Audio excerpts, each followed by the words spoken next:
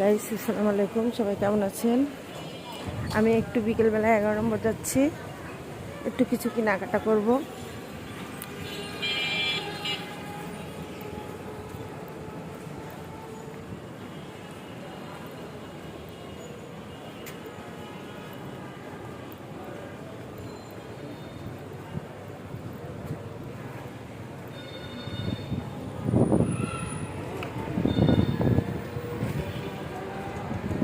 ঢাকা শহরের সৌন্দর্য, বড় বড় বাড়ি আর সুন্দর সুন্দর গাড়ি।